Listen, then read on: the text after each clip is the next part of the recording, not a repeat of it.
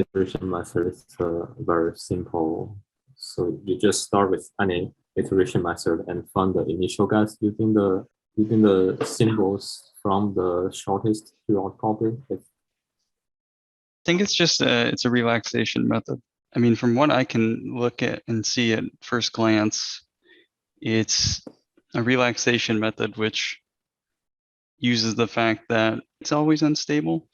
I mean, the way I think about this is just gradient descent and just, inverting the instability into a stability by going backward. But yes, fictitious time. Fictitious time. Yeah.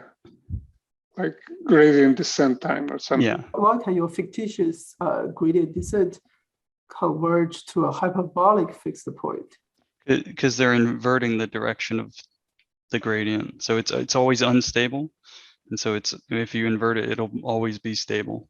I don't know the Bayesian of attraction. There might be very small. If you have this is very big. This is extremely robust. If you have an unstable fixed point, inverting the direction of the fictitious time will turn it into a stable one, and then gradient descent can find it.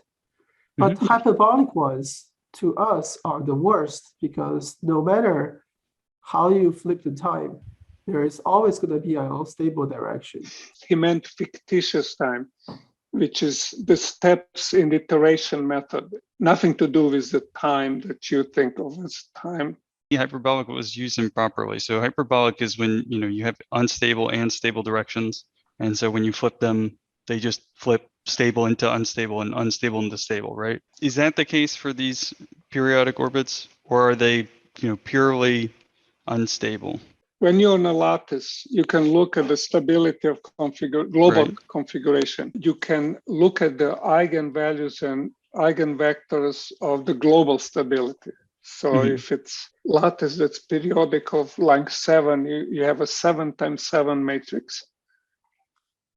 In mechanics, it's called Hessian, but we don't use it because we don't do necessarily mechanical problems. That Hessian has 7 eigenvalues, and it's essential that they're all expanding. Right. So because they're all expanding, that means the inverse means they're all contracting, right? So you do gradient descent, and then you can. But how do you make sure that you can exhaust all of them? When you have a finite lattice with potential on each side, the local potential can have local extremum or several extrema. And you use that. That's called anti-integrability limiter in this subject of statistical mechanics and condensed matter physics. But basically, you know how many extrema you have on potential per site, and then you design all possible trajectories that visit this extrema. And some of them might not be admissible.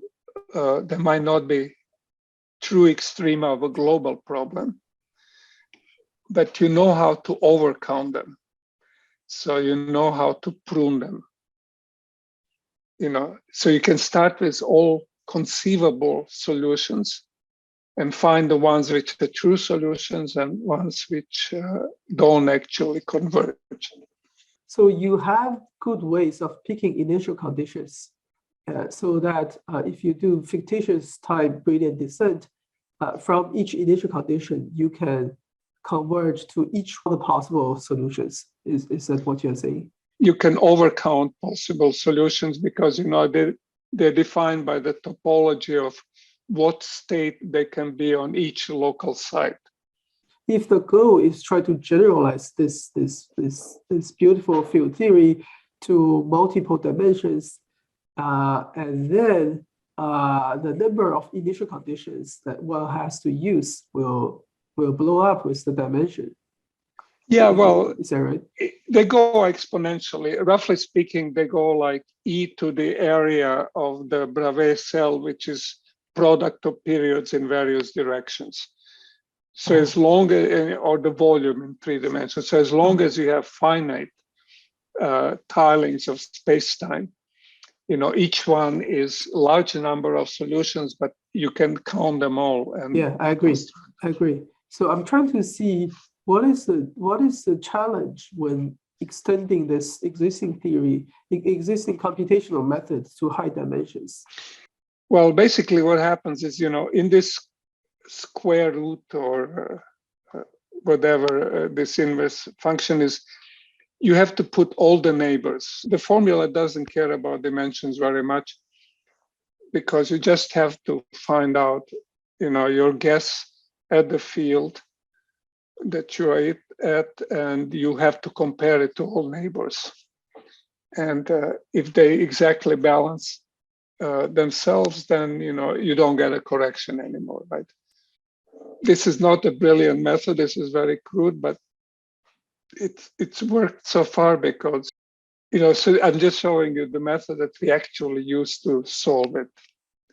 And it works for phi cube, and, we do not know where it works for phi 4 theory when the local potential is phi 4 because no one in this group has taken time to do that. So I know you have, amazingly good algorithms which knock everybody out of business. And we need something like that once we start doing more serious stuff, which is a high dimensional field theory. I think what you guys did is exactly what we did as well. Looked up what inverse iteration is, and it's not really gradient descent. It's like Arnoldi iteration. You find the most, like the largest or the eigenvector corresponding to the dominant eigenvalue. The usual inverse iteration, not the one that we're showing right here. I don't actually know what Vattay inverse iteration is. Well, nobody does. So join the club. Vattay, co-author of Chaos Book, wrote it down. It takes 2 lines of Python code. Well, Here, the basic fact is too. that Let's see if I can to get be him popular on the internet, you need to show some cute kittens. So our first paper has, picture of kittens in it.